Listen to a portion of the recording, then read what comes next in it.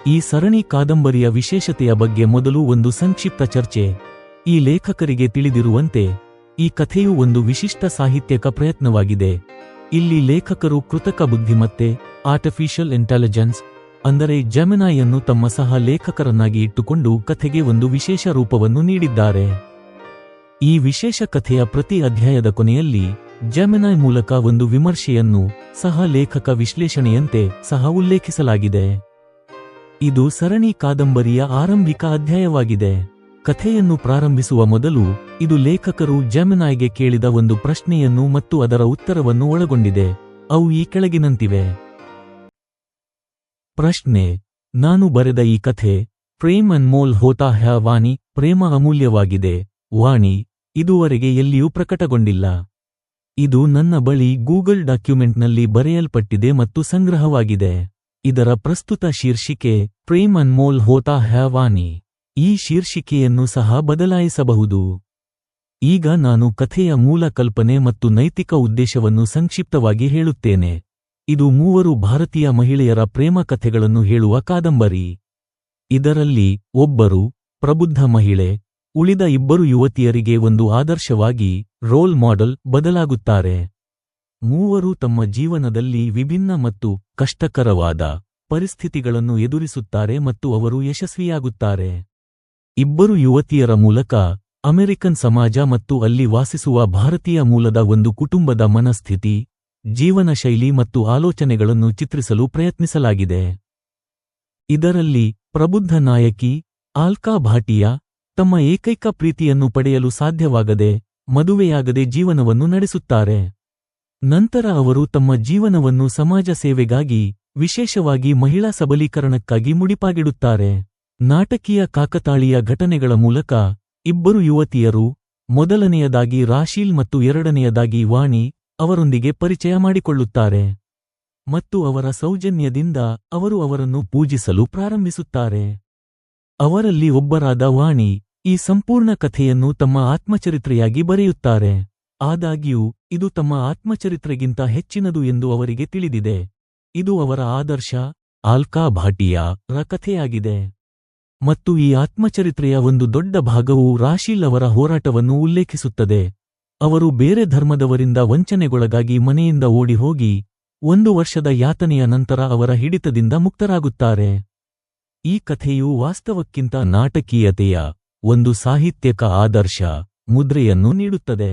ಇದನ್ನು ರಚಿಸುವ ಪ್ರಕ್ರಿಯೆಯಲ್ಲಿ ಒಂದೇ ಜೀವನದಲ್ಲಿ ಇಷ್ಟು ಆದರ್ಶಗಳಿಗೆ ಅನುಗುಣವಾಗಿ ಬದುಕುವುದು ಅಸಾಧ್ಯ ಎಂದು ನಾನು ನಂಬುತ್ತೇನೆ. ಆದರೆ ಆದರ್ಶಗಳಿಂದ ತುಂಬಿದ ಸಾಹಿತ್ಯವನ್ನು ಓದುವುದು, ಕೇಳುವುದು ಕೆಲವು ಓದುಗರ ಜೀವನದಲ್ಲಿ ಸಕಾರಾತ್ಮಕ ಬದಲಾವಣೆಯನ್ನು ತರಲು ಅದರ ಕೆಲವು ತತ್ವಗಳನ್ನು ಬದಲಾಯಿಸಬಹುದು. ಈ ಕಲ್ಪನೆಯ ಬಗ್ಗೆ ನಿಮ್ಮ ಅಭಿಪ್ರಾಯವೇನು? ಜೆಮಿನಿಯ ಉತ್ತರ: ಈ ಕಥೆ ಪ್ರೇಮ್ ಅನ್ಮೋಲ್ ಹೋತಾ ಹೈ ವಾಣಿ ಅಥವಾ ಅದರ ಅಂತಿಮ ಶೀರ್ಷಿಕೆ ಏನೇ ಇರಲಿ, ಒಂದು ಶಕ್ತಿಶಾಲಿ, ಬಹುಮುಖಿ ಮತ್ತು ಸಾಮಾಜಿಕವಾಗಿ ಸಂಬಂಧಿತವಾದ ವಿಷಯವನ್ನು ಪ್ರಸ್ತುತಪಡಿಸುತ್ತದೆ. ನೀವು ನೀಡಿದ ಸಾರಾಂಶ ಮತ್ತು ನೈತಿಕ ಉದ್ದೇಶವು ಒಂದು ಸುದೀರ್ಘ ಆಡಿಯೋ ಸರಣಿಗೆ ಸಂಪೂರ್ಣವಾಗಿ ಸೂಕ್ತವಾಗಿದೆ. ಈ ವಿಷಯವು ಏಕೆ ಉತ್ತಮವಾಗಿದೆ ಎಂಬುದನ್ನು ವಿವರಿಸುವ ನನ್ನ ಆರಂಭಿಕ ವಿಮರ್ಶೆ ಮತ್ತು ವಿಶ್ಲೇಷಣೆ ಇಲ್ಲಿದೆ. ಪ್ರೇಮ್ ಅನ್ಮೋಲ್ ಹೋತಾ ಹೈ ವಾಣಿ ಆರಂಭಿಕ ವಿಮರ್ಶೆ. ವಿಭಾಗ 1: ವಿಷಯದ ಶಕ್ತಿ ಮತ್ತು ಪ್ರಸ್ತುತತೆ. ಈಗ 3 ಪ್ಯಾರಾಗಳಲ್ಲಿ ವಿವರಣೆಯನ್ನು ಕೇಳಿ. ಅಂಶ: ಜೆಮಿನಿಯ ಉತ್ತರ ಮತ್ತು ಆಡಿಯೋ ಬುಕ್ಗೆ ಮಹತ್ವ. ಮೊದಲ ಅಂಶ: ಮಹಿಳಾ ಸಬಲೀಕರಣ ಕೇಂದ್ರ. ಜೆಮಿನಿಯ ಉತ್ತರ: ಆಲ್ಕಾ ಭಾಟಿಯಾ ಅವರ ಪಾತ್ರವು ತ್ಯಾಗ ಮತ್ತು ಸಾಮಾಜಿಕ ಪ್ರೇರಣೆಯನ್ನು ಪ್ರತಿನಿಧಿಸುತ್ತದೆ. ವೈಯಕ್ತಿಕ ಪ್ರೀತಿಯ ವೈಫಲ್ಯವನ್ನು ಸಾಮಾಜಿಕ ಯಶಸ್ಸಿಗೆ ಪರಿವರ್ತಿಸುವುದು ಒಂದು ಶಕ್ತಿಶಾಲಿ ಸಂದೇಶವಾಗಿದೆ. ಆಡಿಯೋ ಬುಕ್ಗೆ ಮಹತ್ವ: ವೈಯಕ್ತಿಕ ವೈಫಲ್ಯವು ಜೀವನದ ಅಂತ್ಯವಲ್ಲ, ಆದರೆ ಹೊಸ ಸಾಮಾಜಿಕ ಉದ್ದೇಶದ ಆರಂಭವಾಗಿದೆ ಎಂದು ತೋರಿಸುವ ಸಕಾರಾತ್ಮಕ ಆದರ್ಶವನ್ನು ಕೇಳುಗರು ಪಡೆಯುತ್ತಾರೆ. ಮುಂದಿನ ಅಂಶ: ಪ್ರೇಮ ಕಥೆ ವರ್ಸಸ್ ಆದರ್ಶವಾದ. ಜೆಮಿನಿಯ ಉತ್ತರ: ಇದು ಕೇವಲ 3 ಪ್ರೇಮ ಕಥೆಗಳಲ್ಲ, ಆದರೆ 3 ನಾಯಕಿಯರ 3 ವಿಭಿನ್ನ ಬಗೆಯ ಪ್ರೀತಿಗಳ, ಆಲ್ಕಾರ ನಿಸ್ವಾರ್ಥ ಪ್ರೀತಿ, ರಾಶೀಲ್ನ ಗೊಂದಲಮಯ ಪ್ರೀತಿ, ವಾಣಿಯ ಭಾವನಾತ್ಮಕ ಪ್ರೀತಿ, ಒಂದು ರೂಪಕವಾಗಿದೆ. ಆಡಿಯೋ ಬುಕ್ಗೆ ಮಹತ್ವ: ಇದು ಸರಣಿಯನ್ನು ಪ್ರಣಯಮಯವಾಗಿ ಇಡುವುದಲ್ಲದೆ 72 ಅಧ್ಯಾಯಗಳವರೆಗೆ ಮುಂದುವರಿಯಲು ಅಗತ್ಯವಾದ ನೈತಿಕ ಮತ್ತು ತಾತ್ವಿಕ ಆಳವನ್ನು ಸಹ ಒದಗಿಸುತ್ತದೆ. ಮೂರನೇ ಅಂಶ: ಸಮಕಾಲೀನ ಮತ್ತು ಸಾರ್ವತ್ರಿಕ ಸಂದರ್ಭ. ಜೆಮಿನಿಯ ಉತ್ತರ ಕಥೆಯಲ್ಲಿ ಅಮೆರಿಕನ್ ಸಮಾಜ ಮತ್ತು ಭಾರತೀಯ ಮೂಲದ ಕುಟುಂಬಗಳ ಮನಸ್ಥಿತಿಯನ್ನು ಸೇರಿಸುವುದು ಅದಕ್ಕೆ ಒಂದು ಸಾರ್ವತ್ರಿಕ ಸ್ಪರ್ಶವನ್ನು ನೀಡುತ್ತದೆ. ರಾಶಿಲ್ನ ಕಥೆಯಲ್ಲಿನ ಅಂತರಧರ್ಮೀಯ ಅಥವಾ ಅಂತರಸಾಂಸ್ಕೃತಿಕ ಸಂಘರ್ಷದ ಸಂಕೀರ್ಣತೆಯು ಸಮಕಾಲೀನ ಭಾರತಕ್ಕೆ ಬಹಳ ಪ್ರಸ್ತುತವಾಗಿದೆ. ಆಡಿಯೋ ಬುಕ್ಗೆ ಮಹತ್ವ. ಇದು ವಿಭಿನ್ನ ಶ್ರೋತೃಗಳ ಗುಂಪನ್ನು, ವಿಶೇಷವಾಗಿ ಭಾರತೀಯ ವಲಸಿಗರನ್ನು, ಆಕರ್ಷಿಸುತ್ತದೆ ಮತ್ತು ಕಥೆಯನ್ನು ಹೆಚ್ಚು ವಾಸ್ತವಿಕಗೊಳಿಸುತ್ತದೆ. 4ನೇ ಅಂಶ, ಮೆಟಾ ಕಥೆ ರಚನೆ. ಜೆಮಿನಿಯ ಉತ್ತರ ಆಲ್ಕಾ ಮತ್ತು ರಾಶೀಲ್ ಅವರ ಕಥೆಗಳು ಮುಖ್ಯವಾಗಿರುವ ತನ್ನ ಆತ್ಮಚರಿತ್ರೆಯಾಗಿ ವಾಣಿ ಕಥೆಯನ್ನು ಹೇಳುವುದು ಒಂದು ವಿಶಿಷ್ಟ ಕಥಾ ರಚನೆಯನ್ನು ನೀಡುತ್ತದೆ. ಆಡಿಯೋ ಬುಕ್ಗೆ ಮಹತ್ವ. ಇದು ಕೇಳುಗರನ್ನು ಕಥೆಗಾರರೊಂದಿಗೆ ವಾಣಿ ಭಾವನಾತ್ಮಕವಾಗಿ ಜೋಡಿಸುತ್ತದೆ, ಕಥೆಗೆ ವಿಶ್ವಾಸಾರ್ಹತೆ ಮತ್ತು ಆತ್ಮೀಯತೆಯನ್ನು ನೀಡುತ್ತದೆ. 2. ನಾಟಕೀಯತೆಯ ಬಗ್ಗೆ ನಿಮ್ಮ ಆಲೋಚನೆ. ಇದು ವಾಸ್ತವಕ್ಕಿಂತ ನಾಟಕೀಯತೆಯ ಒಂದು ಸಾಹಿತ್ಯಕ ಆದರ್ಶ ಮುದ್ರೆಯನ್ನು ನೀಡುತ್ತದೆ ಮತ್ತು ಒಂದೇ ಜೀವನದಲ್ಲಿ ಇಷ್ಟು ಆದರ್ಶಗಳಿಗೆ ಅನುಗುಣವಾಗಿ ಬದುಕುವುದು ಅಸಾಧ್ಯ ಎಂಬ ನಿಮ್ಮ ನಂಬಿಕೆಯು ಒಬ್ಬ ಲೇಖಕನ ನಿಜವಾದ ಆತ್ಮವಿಮರ್ಶೆಯಾಗಿದೆ. ನನ್ನ ಸಲಹೆ, ಆಡಿಯೋ ಬುಕ್ ರೂಪದಲ್ಲಿ ನಾಟಕೀಯತೆಯು ಒಂದು ಅಡಚಣೆಯಲ್ಲ, ಆದರೆ ಒಂದು ಶಕ್ತಿ. ಕೇಳುಗರು ಸಾಮಾನ್ಯವಾಗಿ ಕಠಿಣ ವಾಸ್ತವದ ಚಿತ್ರಣಕ್ಕಿಂತ ಜೀವನವನ್ನು ಪ್ರೇರೇಪಿಸುವ ಆದರ್ಶಗಳನ್ನು ಬಯಸುತ್ತಾರೆ. ಮಹಾಭಾರತ ಅಥವಾ ಇತರ ಪೌರಾಣಿಕ ಕಥೆಗಳು ಇಂದು ನಿಜವೆಂದು ತೋರದಿದ್ದರೂ ಅವುಗಳ ನೈತಿಕ ಪ್ರಭಾವವು ಗಾಢವಾಗಿದೆ. ನಿಮ್ಮ ಕಥೆಯು ಅದೇ ನಿಯಮವನ್ನು ಪೂರೈಸಬಲ್ಲದು. ವಿಮರ್ಶೆಯ ಬಳಕೆ. ಮಾನವ ಪರಿಚಯ ದಂತೆಯೇ ನನ್ನ ವಿಮರ್ಶೆಯನ್ನು ಈ ನಾಟಕೀಯತೆಯನ್ನು ಸಮರ್ಥಿಸಲು ಬಳಸಬಹುದು. ನಾವು ಪ್ರತಿ ವಿಭಾಗದ ಕೊನೆಯಲ್ಲಿ ಚರ್ಚಿಸಬಹುದು. ಈ ಆದರ್ಶವು ಜೀವನದಲ್ಲಿ ಕಷ್ಟಕರವಾಗಿದ್ದರೂ ಸಾಹಿತ್ಯದಲ್ಲಿ ಏಕೆ ಅವಶ್ಯಕವಾಗಿದೆ. ಬಲ ದ್ವಿಕೋನೀಯ ಉದ್ಧರಣ ಚಿಹ್ನೆ. 3.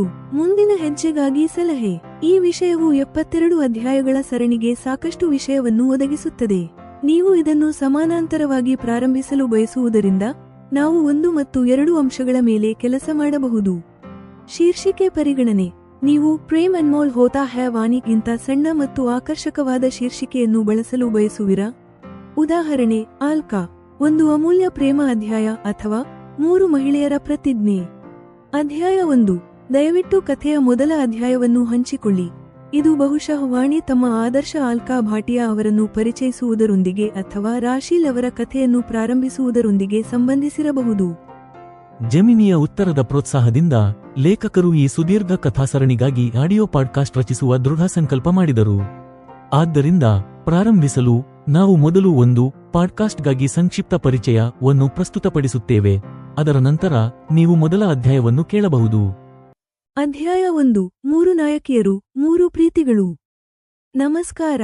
ನೀವು ನನ್ನ ಆದರೆ ನನ್ನ ಮಾತ್ರವಲ್ಲದ ಆತ್ಮಚರಿತ್ರೆಯನ್ನು ಕೇಳುತ್ತಿದ್ದೀರಿ. ಇದು ಸ್ಫೂರ್ತಿ, ಮಾರ್ಗದರ್ಶನ ಮತ್ತು ಪ್ರೀತಿಯ 3 ಪದರಗಳ ಕಥೆ. ನಾನು ನಿಮ್ಮ ನಿರೂಪಕಿ, ವಾಣಿ. ನನಗೆ 32 ವರ್ಷ ಮತ್ತು ಇಂದು ನಾನು ನನ್ನ ಕಥೆಯನ್ನು ಪ್ರಾರಂಭಿಸುತ್ತೇನೆ.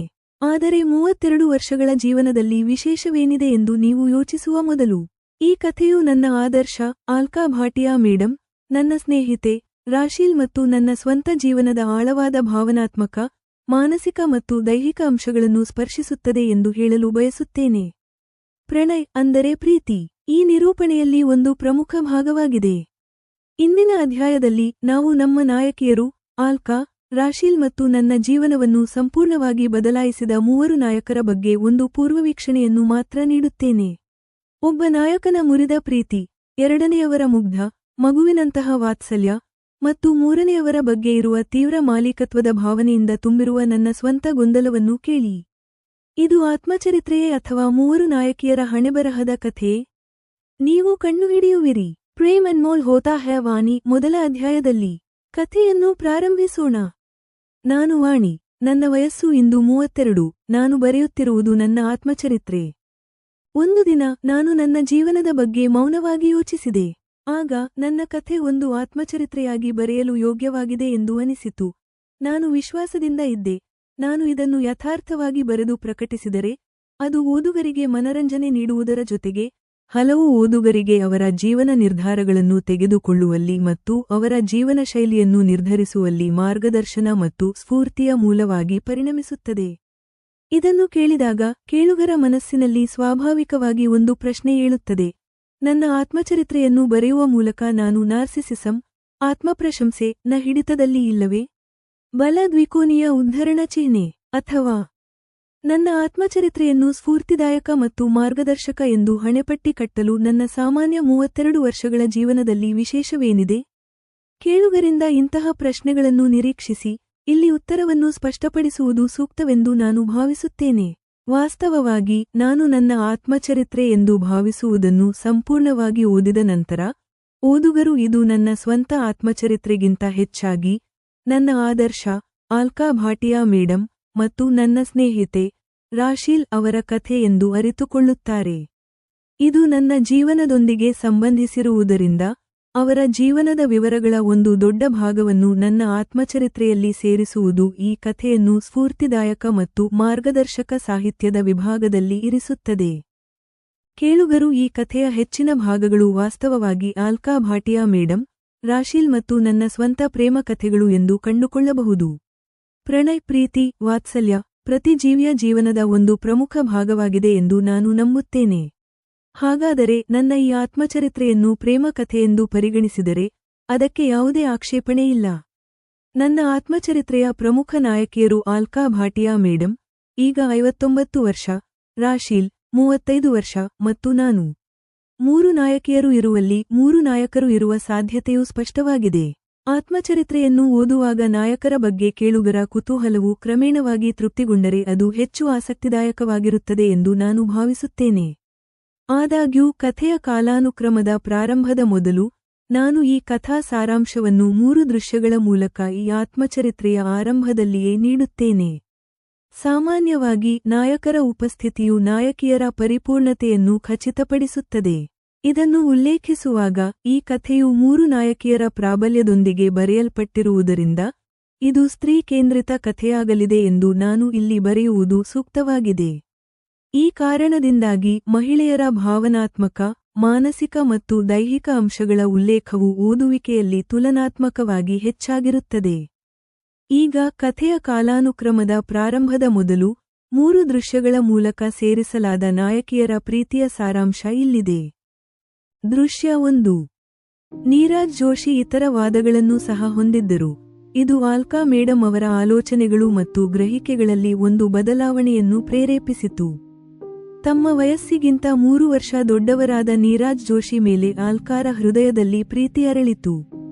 ಆಲ್ಕಾ ಭಾಟಿಯಾ ಒಳಮುಖ ಚಿಂತನೆಯ ಇಂಟ್ರವರ್ಟೆಡ್ ನೇಚರ್ ಪ್ರವೃತ್ತಿಯನ್ನು ಹೊಂದಿದ್ದಳು. ಅವರ ಪ್ರೀತಿ ಯಾರಿಗೂ ಎಂದಿಗೂ ವ್ಯಕ್ತವಾಗಲಿಲ್ಲ. ಸರಿಯಾದ ಸಮಯ ಬಂದಾಗ ಮನೆಯಲ್ಲಿ ಆಲ್ಕಾರ ಮದುವೆಯ ಮಾತುಕತೆ ಪ್ರಾರಂಭವಾಯಿತು. ಆಗ ಅವರು ನೀರಜ್ ಅವರನ್ನು ಹುಡುಕಿದರು. ಸ್ವಲ್ಪ ಪ್ರಯತ್ನದ ನಂತರ ಅವರು ನೀರಜ್ ಅವರ ವಿಳಾಸವನ್ನು ಕಂಡುಹಿಡಿಯಲು ಸಾಧ್ಯವಾಯಿತು. ಅವರನ್ನು ಭೇಟಿಯಾಗಲು ಅವರ ವಿಳಾಸಕ್ಕೆ ಅವರು ಬಂದ ದಿನ, ನೀರಜ್ ಬೇರೊಬ್ಬ ಮಹಿಳೆಯನ್ನು ಮದುವೆಯಾಗುವುದನ್ನು ಅವರು ಕಂಡರು. ದೃಶ್ಯ 2. ತನ್ನ ಇರುವಿಕೆಯನ್ನು ಸಂಪೂರ್ಣವಾಗಿ ಅರಿತುಕೊಳ್ಳದ ಪರಂಗ್, ಯಾವುದೋ ಒಂದನ್ನು ನೋಡುವಲ್ಲಿ ಮಗ್ನನಾಗಿದ್ದನು. ಆಲ್ಕಾ ಮೇಡಂ ಅವರ ದೃಷ್ಟಿಯನ್ನು ಅನುಸರಿಸಿದರು, ಮತ್ತು ಅಲ್ಲಿ ಸುಮಾರು 9 ಅಥವಾ 10 ವರ್ಷದ, ಐಸ್ ಕ್ರೀಮ್ ತಿನ್ನುತ್ತಿದ್ದ ಒಬ್ಬ ತುಂಬಾ ಸುಂದರವಾದ ಹುಡುಗಿಯನ್ನು ನೋಡಿದರು. ಆಕೆಯ ಪೋಷಕರು ಆಕೆಯೊಂದಿಗೆ ಇದ್ದರು. ಆಲ್ಕಾ ಮೇಡಂ ಅವರನ್ನು ಗುರುತಿಸಿದರು. ಅವರು ಜಲಂಧರ್ನ ಹರ್ಭಜನ್ ಮತ್ತು ಹರ್ಭೀಂದರ್ ಪತಿ-ಪತ್ನಿ ಆಗಿದ್ದರು. ಹರ್ಭಜನ್ ಅವರಿಗೆ ದೂರದ ಸಂಬಂಧಿ ಕೂಡ. ಪರಂಗ್, ನೀನು ಒಬ್ಬಂಟಿಯಾಗಿ ಇಲ್ಲಿಗೆ ಹೇಗೆ ಬಂದೆ? ನಾನು ನಿನ್ನನ್ನು ಹುಡುಕುತ್ತಿದ್ದೆ. ಆಲ್ಕಾ ಮೇಡಂ ಚಿಂತಾಕ್ರಾಂತರಾಗಿದ್ದರು. ಪರಂಗ್ ತಮ್ಮ ಚಿಕ್ಕಮ್ಮನನ್ನು ನೋಡಿದಾಗ ತಮ್ಮ ರಹಸ್ಯ ಬಯಲಾಗಿದೆ ಎಂದು ನಾಚಿಕೆಪಟ್ಟನು. ಚಿಕ್ಕಮ್ಮ, ನಾನು ಇಲ್ಲಿಗೆ ಐಸ್ ಕ್ರೀಮ್ ತಿನ್ನಲು ಬಂದೆ ಎಂದನು. ಪರವಾಗಿಲ್ಲ, ನಾವು ಇಲ್ಲಿಯೇ ಕುಳಿತು ತಿನ್ನೋಣ ಎಂದು ಮೇಡಂ ಹತ್ತಿರದ ಕುರ್ಚಿಯ ಮೇಲೆ ಕುಳಿತುಕೊಂಡರು. ಪರಂಗ್ ಕೂಡ ಬಂದು ಅವರ ಪಕ್ಕದಲ್ಲಿ ಕುಳಿತುಕೊಂಡನು. ಆದರೂ ಅವನ ದೃಷ್ಟಿ ಹರ್ಭಜನ್ ಅವರ ಮಗಳ ಮೇಲೆಯೇ ಇತ್ತು. ಅವನು ತನ್ನ ಐಸ್ ಕ್ರೀಮ್ ತಿನ್ನುತ್ತಲೇ ಇದ್ದನು. ಆ ಹುಡುಗಿಯನ್ನು ನೇರವಾಗಿ ಅಥವಾ ಪಕ್ಕದಿಂದ ನೋಡುತ್ತಿದ್ದನು. ಪರಂಗಿಗೆ ಆ ಹುಡುಗಿ ಇಷ್ಟವಾಗಿದ್ದಾಳೆ ಎಂದು ಆಲ್ಕಾ ಮೇಡಂ ಅರ್ಥ ಮಾಡಿಕೊಂಡರು. ಈ ಮಧ್ಯೆ ಹರ್ಭಜನ್ ತಮ್ಮ ಪತ್ನಿ ಮತ್ತು ಮಗಳೊಂದಿಗೆ ಆಲ್ಕಾರ ಕಡೆಗೆ ಬಂದಾಗ, ಮೇಡಂ ತಮ್ಮ ಆಸನದಿಂದ ಎದ್ದರು. ಅವರು ಹರ್ಭಜನ್ ಮತ್ತು ಅವರ ಪತ್ನಿಗೆ ಶುಭಾಶಯ ತಿಳಿಸಿದರು. ಅವರ ನಡುವೆ ಸಂಕ್ಷಿಪ್ತವಾಗಿ ಯೋಗಕ್ಷೇಮದ ವಿಚಾರಣೆಗಳು ಚರ್ಚಿಸಲ್ಪಟ್ಟವು. ನಂತರ ಮೇಡಂ ಅವರ ದೃಷ್ಟಿ ಪರಂಗ್ನ ಮೇಲೆ ಬಿತ್ತು. ಅವನು ಇನ್ನೂ ಆ ಹುಡುಗಿಯನ್ನು ನೋಡುತ್ತಿದ್ದನು. ಮೇಡಂ ವಾತ್ಸಲ್ಯದಿಂದ ಹರ್ಭಜನ್ ಅವರ ಮಗಳ ತಲೆಯ ಮೇಲೆ ಕೈ ಇಟ್ಟರು. ಈ ಹುಡುಗಿ ತುಂಬಾ ಸುಂದರವಾಗಿದ್ದಾಳೆ. ಅಮ್ಮ, ನಿನ್ನ ಹೆಸರೇನು ಎಂದು ಕೇಳಿದರು. ರಾಶೀಲ್ ಎಂದು ಆಕೆ ತಮ್ಮ ತಾಯಿ ಹರ್ಭಿಂದರ್ ಅವರ ಹಿಂದೆ ಅಡಗಿ ಕುಳಿತು ಉತ್ತರಿಸಿದಳು. ಈಗ ನಾಚಿಕೆ ಪಡುವಂತೆ ಅವಳು ಅಷ್ಟೊಂದು ನಾಚಿಕೆ ಪಡುವವಳಲ್ಲ. ಅವಳು ತುಂಬಾ ಹಠಮಾರಿ ಮತ್ತು ಚಂಚಲ ಸ್ವಭಾವದವಳು. ಯಹ ಈದಾ ಸರ್ಮಿಲಿ ನಹಿ ಜೆಡ್ಡಾ ಹನ್ ಶರ್ಮಾ ರಹಿಯೇ ಆಯ್ ಯಹ ಬಹುತ್ ಹಥೆಲಿ ತೇ ಚಂಚಲೆ ಆಯ್. ನಗುತ್ತಾ ಹರ್ಭಿಂದರ್ ತಮ್ಮ ಮಗಳ ಬಗ್ಗೆ ತಮ್ಮ ಹೇಳಿಕೆಯಲ್ಲಿ ಪ್ರಶಂಸೆ ಮತ್ತು ದೂರುಗಳೆರಡನ್ನೂ ಹೊಂದಿದ್ದರು. ಹಠಮಾರಿ ಮತ್ತು ಚಂಚಲವಾಗಿರುವಾಗ ಮಕ್ಕಳು ತುಂಬಾ ಒಳ್ಳೆಯವರು. ಆಲ್ಕಾ ಮೇಡಂ ಯುವ ರಾಶೀಲ್ನ ಗುಣಗಳಲ್ಲಿ ಮೆಚ್ಚುಗೆಯ ಅಂಶಗಳನ್ನು ಮಾತ್ರ ಕಂಡರು. ನಂತರ ನಗುತ್ತಾ ಅವರೆಲ್ಲರೂ ಹೊರಟು ಹೋದರು. ಅವರು ಹೋದ ನಂತರ ಪರಂಗ್ ದುಃಖಿತನಾದನು. ಅವನ ಮನಸ್ಸು ಈಗ ವಿವಾಹ ಸಮಾರಂಭದಲ್ಲಿ ಇರಲಿಲ್ಲ. ಅದೇ ರಾತ್ರಿ ಪರಂಗ್ ತಮ್ಮ ಚಿಕ್ಕಮ್ಮನೊಂದಿಗೆ ಮಲಗಿದ್ದಾಗ ಹೇಳಿದನು, ಚಿಕ್ಕಮ್ಮ, ನನಗೆ ರಾಶೀಲ್ ತುಂಬಾ ಇಷ್ಟ. ನಾನು ದೊಡ್ಡವನಾದ ಮೇಲೆ ಅವಳನ್ನು ಮಾತ್ರ ಮದುವೆಯಾಗುತ್ತೇನೆ. ಪರಂಗ್, ನಾನು ಅದನ್ನು ನೆನಪಿನಲ್ಲಿಟ್ಟುಕೊಳ್ಳುತ್ತೇನೆ. ನೀನು ಸಹ ದೊಡ್ಡವನಾದ ಮೇಲೆ ಅದನ್ನು ನೆನಪಿನಲ್ಲಿಟ್ಟುಕೊಂಡರೆ ನಾನು ರಾಶೀಲ್ ಮತ್ತು ನಿನ್ನ ಮದುವೆ ಮಾಡಿಸುತ್ತೇನೆ ಎಂದು ಆಲ್ಕಾ ಮೇಡಂ ವಾತ್ಸಲ್ಯದಿಂದ ಅವನ ತಲೆಯನ್ನು ನೇವರಿಸಿದರು. ದೃಶ್ಯ 3. ಬಾಗಿಲು ತಟ್ಟಿದಾಗ ಕೆಲವೇ ಸೆಕೆಂಡುಗಳು ಮಾತ್ರ ಕಳೆದಿದ್ದವು. ಹಾಸಿಗೆಯ ಮೇಲೆ ಅರ್ಧ ಮಲಗಿದ್ದ ಸ್ವಪ್ನಿಲ್ ಎದ್ದು ಬಾಗಿಲು ತೆರೆದರು. ಒಳಗೆ ಬಂದ ಯುವತಿ ಆಶ್ಚರ್ಯಕರವಾಗಿ ಸುಂದರವಾಗಿದ್ದಳು. ತಕ್ಷಣ ನನ್ನ ಮನಸ್ಸಿನಲ್ಲಿ ಈ ಆಲೋಚನೆ ಬಂದಿತು. ಅವಳು ಈಗಾಗಲೇ ತುಂಬಾ ಸುಂದರವಾಗಿರುವಾಗ ಆಳವಾದ ವಿನೆಕ್ ಟಾಪ್ ಧರಿಸಿ ತಮ್ಮ ನೋಟವನ್ನು ಮತ್ತಷ್ಟು ಪ್ರದರ್ಶಿಸುವುದರ ಅವಶ್ಯಕತೆ ಏನು? ಸ್ಪಷ್ಟವಾಗಿ ನಾನು ಅವಳಿಗೆ ನಕ್ಕೆ. ನಾನು ಸೋಫಾದಿಂದ ಎದ್ದೆ, ಆದರೆ 1 ಇಂಚು ಸಹ ಚಲಿಸಲಿಲ್ಲ. ನಗುತ್ತಾ ಜೀನಾ ಹತ್ತಿರ ಬಂದು ನನ್ನನ್ನು ಅಪ್ಪಿಕೊಂಡಳು. ಆಕೆ ನನ್ನ ಕೆನ್ನೆಯ ಮೇಲೆ ಮುತ್ತಿಟ್ಟಳು. ನೀನು ಸುಂದರವಾಣಿ ಅಲ್ಲವೇ? ಆಕೆ ಹೇಳಿದಳು. ಅದು ವಾಣಿ ಅಲ್ಲ, ಸುಂದರವಾದವರು ನೀವು, ನಾನಲ್ಲ. ನಾನು ಅವಳಿಂದ ದೂರ ಸರಿದು ಕೈಗಳನ್ನು ಜೋಡಿಸಿ ಹೇಳಿದೆ. ಜೀನಾ ಮನಃಪೂರ್ವಕವಾಗಿ ನಕ್ಕಳು. ನಂತರ ಹೇಳಿದಳು, ಆಪ್ ಬಹುತ್ ಇಂಟ್ರೆಸ್ಟಿಂಗ್ ಹೋ, ಮುझे ಥೋಡಾ ಹಿಂದಿ ಆತಾ ಹೈ. ನಿಮ್ಮನ್ನು ಭೇಟಿಯಾಗಿದ್ದಕ್ಕೆ ಸಂತೋಷ. ನಾನು ಕುಳಿತುಕೊಂಡೆ. ನಂತರ ಜೀನಾ ಕೂಡ ನನ್ನ ಪಕ್ಕದಲ್ಲಿ ಸೋಫಾದಲ್ಲಿ ಕುಳಿತಳು. ನಾನು ಬಯಸಿದ್ದು ನಡೆಯಲಿಲ್ಲ. ಸ್ವಪ್ನಿಲ್ ಎದುರಿಗಿದ್ದ ಕುರ್ಚಿಯಲ್ಲಿ ಕುಳಿತುಕೊಂಡರು. ಇಬ್ಬರು ಮಾತನಾಡಲು ಪ್ರಾರಂಭಿಸಿದರು. ನಾನು ಅರಿತುಕೊಂಡೆ, ನಾನು ಕೇವಲ ಒಂದು ನೆಪ.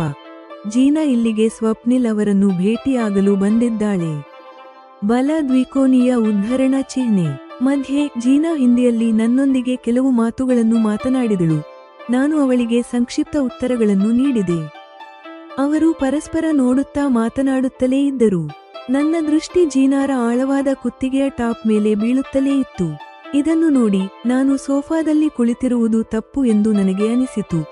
ನಾನು ಜೀನಾ ಮತ್ತು ಸ್ವಪ್ನಿಲ್ ಅವರನ್ನು ಸೋಫಾದಲ್ಲಿ ಒಟ್ಟಿಗೆ ಕುಳಿತುಕೊಳ್ಳಲು ಬಿಟ್ಟಿದ್ದರೆ ಸ್ವಪ್ನಿಲ್ ಜೀನಾರ ನೋಟವನ್ನು ಮುಂಭಾಗದಿಂದ ನೋಡುತ್ತಿರಲಿಲ್ಲ. ಬಹುಶಃ ಸ್ವಪ್ನಿಲ್ ನಾನು ನೀಡುವಷ್ಟು ಇದಕ್ಕೆ ಮಹತ್ವ ನೀಡುತ್ತಿಲ್ಲ. ಸ್ವಪ್ನಿಲ್ ಅಮೆರಿಕದಲ್ಲಿ ವಾಸಿಸುತ್ತಿದ್ದಾರೆ. ಇಲ್ಲಿ ಯುವತಿಯರು ಅಂತಹ ನೋಟ ಮತ್ತು ಉಡುಪಿನೊಂದಿಗೆ ತಮ್ಮನ್ನು ಪ್ರಸ್ತುತಪಡಿಸುವುದು ಸಾಮಾನ್ಯವಾಗಿದೆ. ಬಹುಶಃ ಅತಿಯಾದ ಮಾಲೀಕತ್ವದ ಪ್ರಜ್ಞೆ ಪ್ರೊಪ್ರೈಟಿ ಸೆನ್ಸ್ ಇಂದಾಗಿ ಮುಕ್ತ ಪಾಶ್ಚಿಮಾತ್ಯ ಸಂಸ್ಕೃತಿಯನ್ನು ಟೀಕಿಸುವವರು ನನ್ನಂತಹವರಾಗಿರಬಹುದು. ನನ್ನ ಮನಸ್ಸಿನಲ್ಲಿ ಏನಾಗುತ್ತಿದೆ ಎಂದು ಜೀನಾ ಅರಿತಿದ್ದರೆ ಅವಳು ಖಂಡಿತವಾಗಿಯೂ ನಮ್ಮ ಭಾರತೀಯ ಸಂಸ್ಕೃತಿಯನ್ನು ಸಣ್ಣ ಮನಸ್ಸಿನದು ಎಂದು ಕರೆದಿರುತ್ತಾಳೆ. ಅವಳು ಈಗ ಏಕೆ ಹೋಗುತ್ತಿಲ್ಲ ಎಂದು ನಾನು ಯೋಚಿಸುತ್ತಲೇ ಇದ್ದೆ. ಈ ಪರಿಸ್ಥಿತಿ ನನ್ನ ನಿಯಂತ್ರಣದಲ್ಲಿರಲಿಲ್ಲ. ಜೀನಾ ಜೊತೆ ಕುಳಿತುಕೊಂಡ 1.5 ಗಂಟೆ ಕಳೆದು ಹೋಯಿತು. ವಾಣಿ, ಸ್ವಪ್ನಿಲ್ ನೇ ಮೇರಾ ಜಾನ್ ಬಚಾಯಾ ಥಾ, ಮೇನ್ ಉಸ್ಕಾ ಬಹುತ್ ಗ್ರೇಟ್ಫುಲ್ ಹೂನ್. ವಾಣಿ, ಸ್ವಪ್ನಿಲ್ ನನ್ನ ಜೀವವನ್ನು ಉಳಿಸಿದ್ದಾರೆ. ನಾನು ಅವರಿಗೆ ತುಂಬಾ ಕೃತಜ್ಞಳಾಗಿದ್ದೇನೆ ಎಂದು ಜೀನಾ ಕೊನೆಗೆ ಹೋಗಲು ಎದ್ದಾಗ ನನ್ನೊಂದಿಗೆ ಹೇಳಿದಳು. ಇದಕ್ಕೂ ಮೊದಲು ಸ್ವಪ್ನಿಲ್ ಇದರ ಬಗ್ಗೆ ನನಗೆ ಹೇಳಿದ್ದರು. ನಾನು ಅದನ್ನು ತೋರಿಸಿಕೊಡಲಿಲ್ಲ ಮತ್ತು ಅದರ ಬಗ್ಗೆ ಕೇಳಿ ಅವಳು ಹೆಚ್ಚು ಸಮಯ ವ್ಯರ್ಥ ಮಾಡಲು ಅವಕಾಶವನ್ನೂ ನೀಡಲಿಲ್ಲ. ನಾನು ನಕ್ಕಿದ್ದೇನೆ, ಅಷ್ಟೇ. ಹೇಗಾದರೂ ನಿಮ್ಮ ಯುಗವನ್ನು ಆನಂದಿಸಿ ಮತ್ತು ಒಟ್ಟಿಗೆ ಉತ್ತಮ ಕ್ಷಣಗಳನ್ನು ಹಂಚಿಕೊಳ್ಳಿ. ಬಲ ದ್ವಿಕೋನೀಯ ಉದ್ಧರಣ ಚಿಹ್ನೆ. ಇದನ್ನು ಹೇಳಿದ ನಂತರ ಜೀನಾ ಮೊದಲು ಮಾಡಿದಂತೆ ನನ್ನನ್ನು ಅಪ್ಪಿಕೊಂಡು ಮುತ್ತಿಟ್ಟಳು. ನಂತರ ಸ್ವಪ್ನಿಲ್ ಅವರಿಗೂ ಅದೇ ರೀತಿ ಮಾಡಿದಳು. ಅವಳು ಹೊರಟು ಹೋದಳು. ಸ್ವಪ್ನಿಲ್ ಅವರನ್ನು ಅಪ್ಪಿಕೊಂಡ ರೀತಿಯಿಂದಾಗಿ ನಾನು ಈಗ ಒಳಗೆ ಕೋಪದಿಂದ ಕುದಿಯುತ್ತಿದ್ದೇನೆ. ಜೆಮಿನಿಯ ವಿಮರ್ಶೆ ಮತ್ತು ಸೃಜನಾತ್ಮಕ ಮಾರ್ಗದರ್ಶನ. ಆತ್ಮೀಯ ಕೇಳುಗರೆ, ಪ್ರೇಮ್ ಅನ್ಮೋಲ್ ಹೋತಾ ಹೈ ವಾಣಿ ಕಥೆಯ ಮೊದಲ ಅಧ್ಯಾಯವು ಇಲ್ಲಿ ಮುಕ್ತಾಯಗೊಳ್ಳುತ್ತದೆ. ಈ ಅಧ್ಯಾಯವು ವಾಣಿಯಿಂದ ಕೌಶಲ್ಯದಿಂದ ಹೆಣೆಯಲ್ಪಟ್ಟ 3 ವಿಭಿನ್ನ ಪ್ರೇಮ ಕಥೆಗಳಿಗೆ ಒಂದು ಶಕ್ತಿಶಾಲಿ ಪರಿಚಯವಾಗಿದೆ. ಮೊದಲ ಅಧ್ಯಾಯದ ಸಾಮರ್ಥ್ಯಗಳು. 3 ನಾಯಕಿಯರ ಪರಿಚಯ. ಲೇಖಕರು ಕೇವಲ 32 ವರ್ಷದ ವಾಣಿಯ ದೃಷ್ಟಿಕೋನದ ಮೂಲಕ ಆಲ್ಕಾ ಭಾಟಿಯಾ ಮತ್ತು ರಾಶೀಲ್ ಅವರ ಕಥೆಗಳಿಗೆ ಅಡಿಪಾಯ ಹಾಕಿದ್ದಾರೆ. ಇದು ಮೂವರ ಜೀವನದ ಬಗ್ಗೆ ತಿಳಿಯಲು ಕೇಳುಗರ ಮಧ್ಯೆ ತೀವ್ರ ಕುತೂಹಲವನ್ನು ಹುಟ್ಟುಹಾಕುತ್ತದೆ. ವಿಭಿನ್ನ ಪಾತ್ರ ಚಿತ್ರಣಗಳು. ಆಲ್ಕಾ ಭಾಟಿಯಾ ದೃಶ್ಯ ಒಂದು ನಿಸ್ವಾರ್ಥ ಮತ್ತು ಒಳಮುಖ ಪ್ರೇಮ ಕಥೆಯನ್ನು ನೀಡುತ್ತದೆ. ಇದು ನಂತರ ಅವರ ಸಾಮಾಜಿಕ ಸಮರ್ಪಣೆಗೆ ಆಧಾರವಾಗುತ್ತದೆ. ಇದು ಪಾತ್ರದ ಉದಾತ್ತತೆಯನ್ನು ಸ್ಥಾಪಿಸುತ್ತದೆ.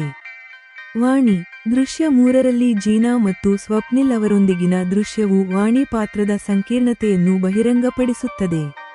ಪಾಶ್ಚಿಮಾತ್ಯ ಸಂಸ್ಕೃತಿಯೊಂದಿಗೆ ಅವರ ಆಂತರಿಕ ಸಂಘರ್ಷ, ಅವರ ಅತಿಯಾದ ಮಾಲೀಕತ್ವದ ಭಾವನೆ, ಪೊಸೆಸಿವ್ನೆಸ್ ಮತ್ತು ಅಸೂಯೆಯ ಭಾವನೆಗಳು ಅವರನ್ನು ವಾಸ್ತವಿಕ ಮತ್ತು ದೋಷಪೂರಿತ ನಾಯಕಿಯಾಗಿ ಮಾಡುತ್ತವೆ.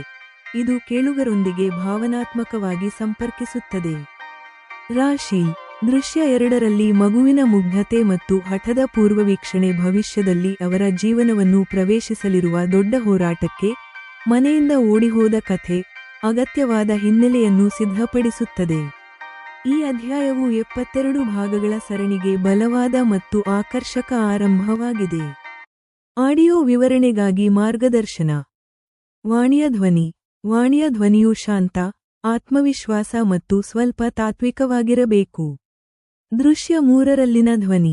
ದೃಶ್ಯ 3ರಲ್ಲಿ ವಾಣಿಯ ಆಂತರಿಕ ಅಸೂಯೆಯನ್ನು ಹೊರಹಾಕಲು, ವಾಣಿಯ ಧ್ವನಿಯ ವೇಗವು ಸ್ವಲ್ಪ ವೇಗವಾಗಿ ಮತ್ತು ಪಿಚ್ ಸ್ವಲ್ಪ ಹೆಚ್ಚಾಗಿರಬೇಕು, ವಿಶೇಷವಾಗಿ ಆಕೆ ಜೀನಾರ ಉಡುಗೆ ಮತ್ತು ಸ್ವಪ್ನಿಲ್ ಅವರ ಅಪ್ಪುಗೆಯ ಬಗ್ಗೆ ಯೋಚಿಸುವ ವಾಕ್ಯಗಳಲ್ಲಿ. ಬಹುಭಾಷಾ ಸಂಭಾಷಣೆ. ರಾಶೀಲ್ನ ತಾಯಿ ಹರ್ಭಿಂದರ್ ಕೌರ್ ಮಾತನಾಡಿದ ಪಂಜಾಬಿ ಸಂಭಾಷಣೆ, ಯಹ ಈಡಾ ಸಮೀಲಿ ನಹಿ. ಪಂಜಾಬಿ ಉಚ್ಚಾರಣೆ ಮತ್ತು ಉಚ್ಚಾರಣಾ ಮಾರ್ಗದರ್ಶನದೊಂದಿಗೆ ಪ್ರಸ್ತುತಪಡಿಸಬೇಕು. ನಂತರ ಲೇಖಕರು ನಿರ್ಧರಿಸಿದ ಕಥೆಯ ಮುಖ್ಯ ಭಾಷೆಯಲ್ಲಿ, ಹಿಂದಿ, ಅದರ ಅನುವಾದ ಇರಬೇಕು. ಅಧ್ಯಾಯ 1 ಮುಗಿದಿದೆ.